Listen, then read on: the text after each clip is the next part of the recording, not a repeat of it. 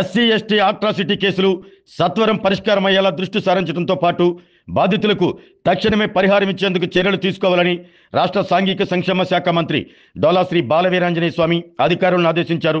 ఒంగోలు కలెక్టరేట్లో జరిగిన district vigilance and monitoring committee సమావేశంలో రాష్ట్ర సాంఘిక సంక్షేమ శాఖ మంత్రి డోలా శ్రీ బాలవీరాంజనేయ స్వామి, జిల్లా కలెక్టర్ తమ్మీం అన్సారియా, పార్లమెంట్ సభ్యులు మోగంట శ్రీనివాసులరెడ్డి, ఒంగోలు, మార్కాపురం, గిద్దలూరు, కనిగిరి, సంతనూతలపాడు శాసనసభ్యులు దామచర్ల జనార్దన్ రావు, కందుల నారాయణ రెడ్డి, ముత్తముల అశోక్ రెడ్డి, డాక్టర్ ముక్కు ఉగ్ర నరసింహారెడ్డి, బిఎన్ విజయ్ కుమార్, జిల్లా SP R Damodar, district vigilance and monitoring committee సభ్యులతో కలిసి పాల్గొని జిల్లాలో నమోదైన ఎస్సీ ఎస్టీ అట్రాసిటీ కేసులకు సంబంధించి బాధితులకు మంజూరు చేయాల్సిన కాంపెన్సేషన్, భూపరిహారం, ఉద్యోగ నియామకాలు తదితర అంశాలపై క్షుణ్ణంగా సమీక్షించారు.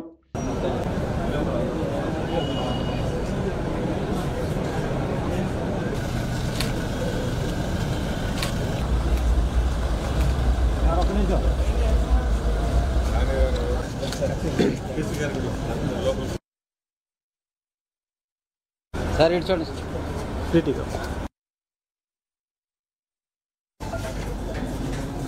90 days లోపల క్లోజ్ చేయాలి ఇన్వెస్టిగేషన్.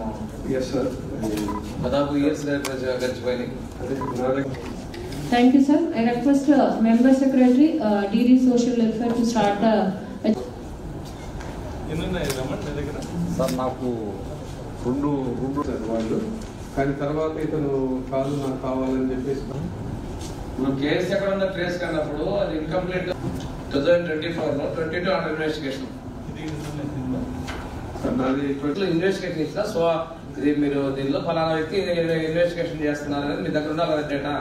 ఉంటుంది సార్ మన దగ్గర. ఇప్పుడు ఎస్పీ గారు నా దగ్గర లేని దానికి ఉంటుంది కదా ఆన్సర్, దగ్గర లేదు కదా అంటాము. ఇప్పుడు చేయకుండా మన దగ్గర పెట్టుకుంటారు. అలాంటి ఉన్నప్పుడు నంబర్లు మన దగ్గర ఎప్పటి నుంచి పెండింగ్ ఉన్నాయి. మీరు మంత్రివర్యులని ఇంట్రడక్టరీ రిమార్క్స్ ఇవ్వాల్సిందిగా మనకు సెలవు తీసుకుంటాం. సంబంధించి ఆ విషయం కూడా పరిష్కారం అయిన ఈ మీటింగ్ నిర్వహించడం జరిగింది సార్. గతంలో ఉన్నటువంటి సభ్యులు ఇవ్వటం మరి ఆ సమస్యలన్నీ కూడా ముందుగా ఈ రోజు ఇప్పుడు ఈ మీటింగ్ జరుగుతున్నటువంటి సందర్భంగా ప్రైవేట్ బిల్డింగ్ మనం అద్దె చేస్తున్నాం, మంచి రేట్లు ఇస్తున్నాం.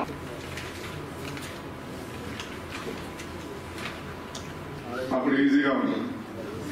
చాలా గ్రామాల్లో ఉన్నాయి, మాకు కూడా కావాలి. యాక్చువల్గా 8 కిలోమీటర్లు తీసుకోవాలంటే చాలా ఇబ్బందిగా ఉంది. కాబట్టి ఆ స్కీమ్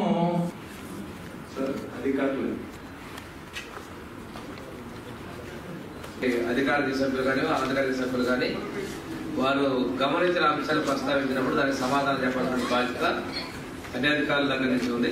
అదొకటి సర్కులర్ మెమో ఇష్యూ చేయండి. రెండోది, ఇప్పుడు మనకి ఎలక్ట్రిసిటీ బిల్స్ గురించి చెప్పింది నేను ఆ శాఖ అధికారులతో ఆ మంత్రి దృష్టి గారిగా తీసుకెళ్తాను.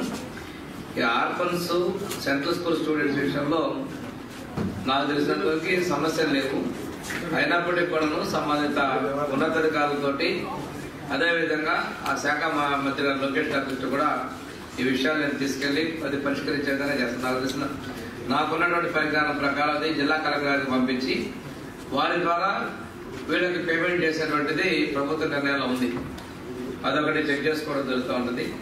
తర్వాత బరేల గ్రౌండ్స్ ఏదైతే ఉందో మీకు ఉన్నటువంటి మీకు వచ్చే రిప్రజెంటేటివ్స్ కావచ్చు, సంబంధిత పబ్లిక్ రిప్రజెంటేటివ్స్ కూడా సంప్రదించి డిమాండ్ ఎక్కడ ఉన్నదో వాళ్ళకి నిజమైన రిక్వైర్మెంట్ వాళ్ళు ఇచ్చిన తర్వాత నేను అడుగుతాను, 4 అడుగుతాను, కానీ అవసరం 2 ఉండొచ్చు. నా రిప్రజెంటేటివ్ కూడా మీరు జస్టిఫై చేసి ప్రపోజల్ పెట్టండి దానికి బరేల గ్రౌండ్ సైట్స్. మూడవది హౌస్ సైట్స్ రిక్వైర్మెంట్ కూడా బాగా ఉన్నది. నాకు మన కలెక్టర్ గారు వీరాయపాలెం ఉన్నప్పుడు చెప్పారు, జేసీ గారు కూడా కలెక్టరేట్కి వచ్చినటువంటి రిప్రజెంటేషన్ చెప్పారు.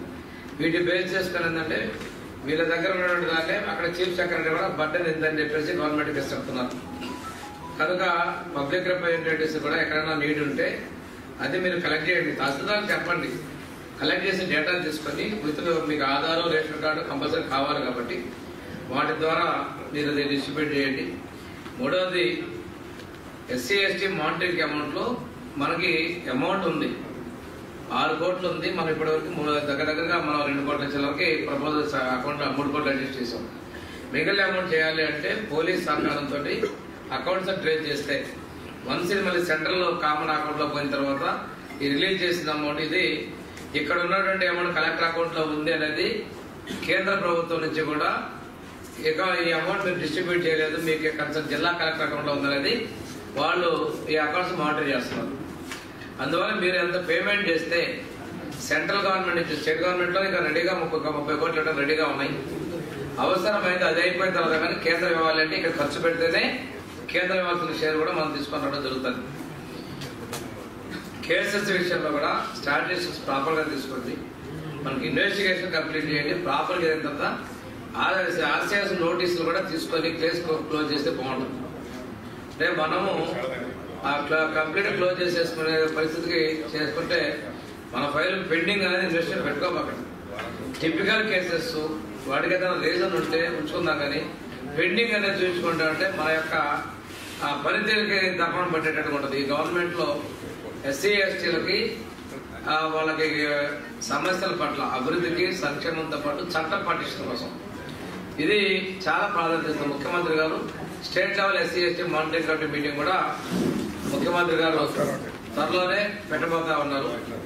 అందువల్ల మనం ఈ సమస్యల పట్ల ప్రతిదీ కూడా చూసి కేసులు పరిష్కరించే విధంగా చాలా ఎస్పీ గారికి కూడా కేసు వస్తే ముఖ్యమంత్రి గారు అవసరమైతే ప్రత్యక్షంగా కేసు తీరేస్తారంటే మాట్లాడుతున్నారు. ఇన్సిడెంట్ చెప్పి కలెక్టర్తో మాట్లాడుతున్నారు. అదే మాతో చెప్పినప్పుడు నిన్న మీ ఎస్పీతో ఈ కేసు మీద నేను 2 సార్లు మాట్లాడాను, కలెక్టర్తో ఇష్యూ మీద మాట్లాడాను కూడా ముఖ్యమంత్రి గారు చెప్తున్నాం. ఇంకోటి యాక్సిడెంట్ జరిపోయిన పిల్లలు మన హాస్పిటల్ అయితే జరిపోతే వాళ్ళకు కూడా ప్రభుత్వం సీఎం రిలీఫ్ ఫండ్ ద్వారా కూడా కలెక్టర్ ప్రతిపాదన పంపించారు. యాక్సిడెంట్ 3 చనిపోయారు ఒక రోజు పండుగ సందర్భంగా, వాళ్ళకు కూడా పేమెంట్స్ ఇస్తున్నారు. అలాంటివి అన్ని కూడా ఉన్నప్పుడు కూడా ప్రభుత్వం ఏ ఒక్క స్థానంలో నిర్లక్ష్యం చేయడం లేదు. పట్టా కావాలంటే వాళ్ళు ఆన్లైన్లో పెట్టుకోవచ్చు. సో మీరు అన్ని మీ కాన్స్టిట్యూన్సీలో ఉన్న అన్ని చోట్ల ఎవరికి విలేజ్ వైజ్ ఎంత కావాలో మీరు ఐడెంటిఫై చేసి వాళ్ళకి చెప్తే, ఇక్కడ కూడా మేము తహసీల్దార్స్ గా అదే విధంగా ఆర్డీఓస్ కూడా చెప్పి ఉన్నాము. ఈవెన్ మనం ఇది నోటీస్ చేసాము ఈస్ట్ వీరపాలెంలో, అక్కడ డిమాండ్ ఎక్కువ ఉన్నప్పటికీ మనకు ఆన్లైన్ లో వారు అప్లికేషన్స్ పెట్టుకున్న వారు తక్కువనే ఉన్నారు. సో ఎంత మందికైనా ఎంత కావాలన్నా వారు పెట్టుకోవచ్చు. మెంబర్స్ పేర్లు వాళ్ళ ఆధార్ రేషన్ కార్డు ఇచ్చేసేస్తారు. వాళ్ళు ఇచ్చిన దానికి మీకు వచ్చే రిప్రజెంటేషన్ అంటే Aadhaar ration card duplicate clear చేస్తారు, నంబర్ మీరు టాలీ చేసుకోవాలి. ఇప్పటివరకు ఏంటంటే మేము అర్జీలు తీసుకున్నామంటే తెల్లవారి పొద్దున ఎప్పుడు ఇస్తున్నాం వస్తారు. ఎమ్మెల్యే తీసుకున్నాడంటే రిప్రజెంటేటివ్ తీసుకున్నాడంటే 2 నెలల ఇంకా మా సైట్ వస్తారు. అందుకోసం గవర్నమెంట్ స్కీమ్ అనౌన్స్ చేశారని తీసుకున్నాను ఎమ్మెల్యేస్ ఉన్నారు. కానీ గవర్నమెంట్ మిమ్మల్ని అడుగుతున్నప్పుడు అంటే మీ దగ్గర కొంచెం రిప్రజెంటేషన్ బేస్ చేసుకుని ప్రకాశం డిస్టిక్ లో బడ్జెట్ 7,000 ఉందని మీరు చెప్తున్నారు. కానీ జెన్యున్ గా బడ్జెట్ వచ్చేసరికి ప్రకాశంలో 15,000 20,000 బడ్జెట్ ఉంటుంది. అది రావాలి అంటే ఎమ్మెల్యేస్ కూడా విలేజ్ మీద మనకి ఎంత రిక్వైర్ ఉంటే మనం కూడా ఒకటి రేషన్ కార్డు ఆధార్ కార్డు తోటి మనం సబ్మిట్ చేస్తే ఫ్యూచర్ లో. జిల్లా విజిలెన్స్ అండ్ మానిటరింగ్ కమిటీ సమావేశాన్ని నిర్వహించుకోవడం జరిగింది. దీనిలో కేసులు త్వరితగతిన పూర్తి చేయాలని, అదేవిధంగా వీలైనంత తొందరలో ఛార్జ్షీట్లు వేసి విచారణ పూర్తి చేసి నిందితులకి శిక్ష పడే విధంగా చర్యలు తీసుకోవాలని చెప్పి డిసైడ్ చేయడం జరిగింది. అదేవిధంగా ఎస్సీలకు సంబంధించినటువంటి శ్మశానాలకు సంబంధించిన చాలా సమస్యలు ఉన్నాయి. వాటన్నిటికీ కూడా ప్రభుత్వ భూములు ఉన్నంతవరకు ఇవ్వడం, లేనట్లయితే గుర్తించి వాటిని ల్యాండ్ ఎక్విజిషన్ కింద అయినా కానీ తీసుకునే విధంగా చేయాలనేది ఈ సమావేశంలో నిర్ణయించడం జరిగింది. దీంతో పాటుగా ఎస్సీ ఎస్టీ అట్రాసిటీ కేసెస్లో మానిటరింగ్ రిలీఫ్ అనేది కూడా ప్రభుత్వం పూర్తి స్థాయిలో ఇవ్వాలి అనే ఉద్దేశంతో రిలీజ్ చేసినంత వరకు కూడా ఎవరికైనా బ్యాంక్ అకౌంట్లో టాలీ కాకపోతే పోలీసు రెవెన్యూ 2 శాఖలు కలిసి వారిని ఐడెంటిఫై చేసి త్వరితగతిన పేమెంట్ చేయాలన్నటువంటి నిర్ణయాన్ని కూడా ఈ సమావేశంలో తీసుకోవడం జరిగింది.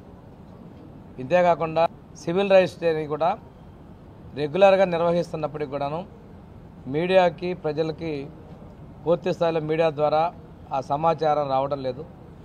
మీడియా ద్వారా పబ్లిక్లో అవగాహన కల్పించాలనేది కూడా నిర్ణయించడం జరిగింది.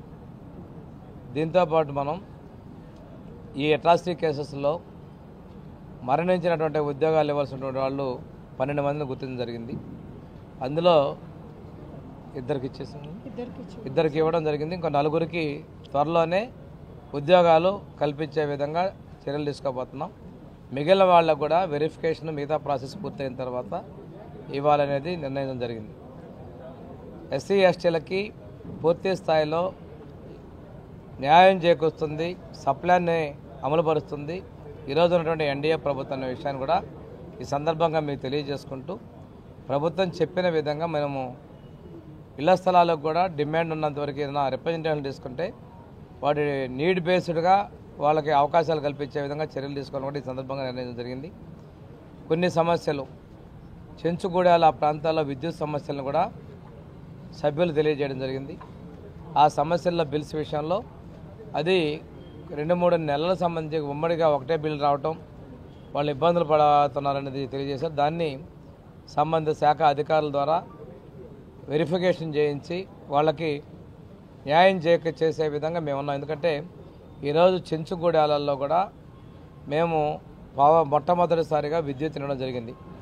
ఈ విషయంలో విద్యుత్ శాఖ మంత్రి గారు ప్రత్యేకంగా చొరవ తీసుకొని ఏర్పాటు చేయడం కూడా జరిగింది. పాలొట్ల ప్రాంతంలో కూడా మేము విద్యుత్ ఇవ్వడానికి అన్ని ఏర్పాట్లు చేయడం జరిగింది. టెండర్లు కూడా దానికి సంబంధించి పిలవడం జరిగింది.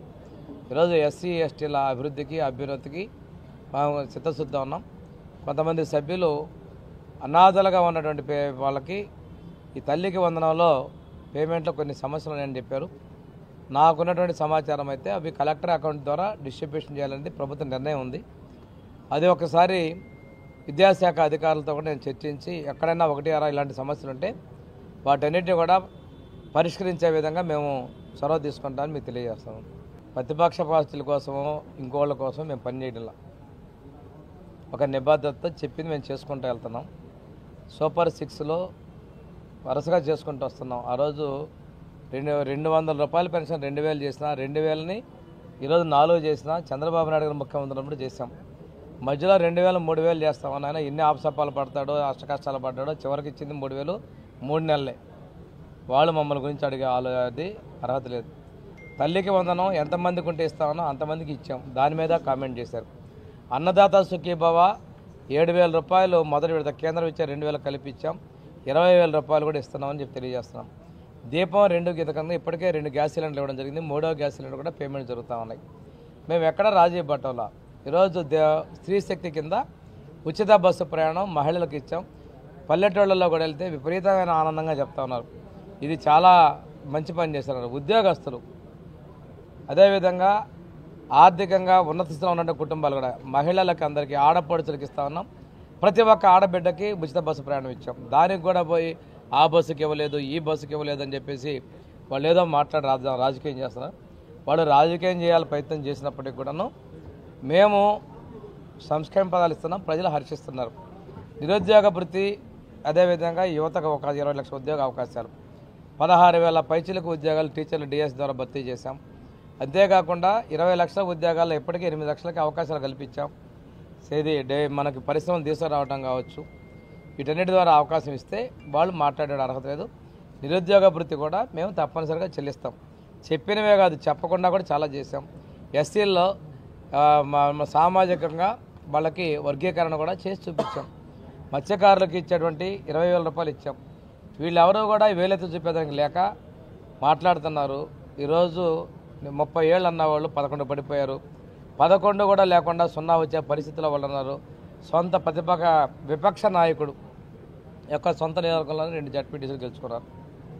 అంటే మా స్కీమ్స్కి మేము ఇచ్చేటువంటి సంక్షేమ పదాలకు ప్రజలు ఆమోద ముద్ర తెలిపారంటే ఇంతకన్నా నిదర్శనం లేదు. వాళ్ళేం మాకు సర్టిఫికేట్ ఇవ్వాల్సిన పని లేదు. ఇప్పుడు ఎలక్షన్ పెట్టడం మేము గెలుస్తాం అంటే ఇది జరగమని వాళ్ళకి తెలుసు. అసంబద్ధమైనటువంటి వాటి మీద వాళ్ళు మాట్లాడి మేము ఉనికిని చాటుకునే ప్రయత్నాలు చేస్తున్నారు. ప్రజలు అన్నీ గమనిస్తున్నారు. ఎస్సీ ఎస్టీ బ్యాక్లాగ్ పోస్టులు మన జిల్లానే కాదు రాష్ట్ర వ్యాప్తంగా ఉన్నటువంటి పోస్టులు అనేవి కూడా మేము చెప్పాము మేనిఫెస్టోలో. మేము తప్పకుండా మేము భర్తీ చేస్తాం. సమయం పడుతుంది, పూర్తి చేస్తాను. ఆరోగ్యమే మహాభాగ్యం అంటారు. కానీ ఆరోగ్యాన్ని నమ్మకంగా కాపాడే స్థానం ఎక్కడ? ఇది ఒంగోలులో మీకు దగ్గరగా మన Venkataramana nursing home private limited. Caring your life 54 ఏళ్ల విశ్వాసంతో ఇది ఒక హాస్పిటల్ కాదు, ఇది ఒక విశ్వాసం. 3 తరాలుగా వేలాది కుటుంబాలను ఆరోగ్యంగా నిలిపిన ఆదరణ. మా నిపుణుల వైద్య బృందం మా దగ్గర అనుభవం కలిగిన బృందంలో అందించే సేవలు neuro surgery, general medicine, diabetes, pulmonologist, general surgery, ophthalmology, urology, orthopedic, ENT, pediatrics, dental surgery, anesthesiology, gynecology, cardiology, emergency మరియు క్రిటికల్ కేర్. ఒంగోలులో ఆరోగ్యానికి ఒక కొత్త శకం ప్రారంభమవుతుంది. వెంకటరమణ ఐ హాస్పిటల్ ప్రారంభించబడింది. కంటి ఆరోగ్యానికి ప్రత్యేక పరిష్కారంగా ప్రభుత్వ ఉద్యోగులు, రిటైర్డ్ ఉద్యోగులు మరియు వారి కుటుంబ సభ్యుల కోసం EHS ద్వారా వైద్యం, క్యాష్లెస్ సేవలు, Medi Assist, Star, GHPL, Aditya Birla, Bajaj Allianz మరియు ఇతర ప్రముఖ హెల్త్ స్కీమ్లు అందుబాటులో ఉన్నాయి. ఆరోగ్యశ్రీ, డాక్టర్ NTR వైద్య సేవా నిధి అందుబాటులో ఉన్నాయి. చిరునామా RTC బస్టాండ్ ఎదురుగా, Kurnool road, Ongole. Phone number 08592282623, cell number 9100679099, eye hospital number 9866484770, website www.venkatramannursing.com, Facebook www.facebook.com/PKRNH. Venkataramana nursing home, 3 తరాల విశ్వాసం, నూతనతతో కూడిన సేవ. మేము కేవలం చికిత్స చేయము, మేము శ్రద్ధ వహిస్తాం, పరిరక్షిస్తాం. సేవ చేయడం మాకు ధ్యేయం.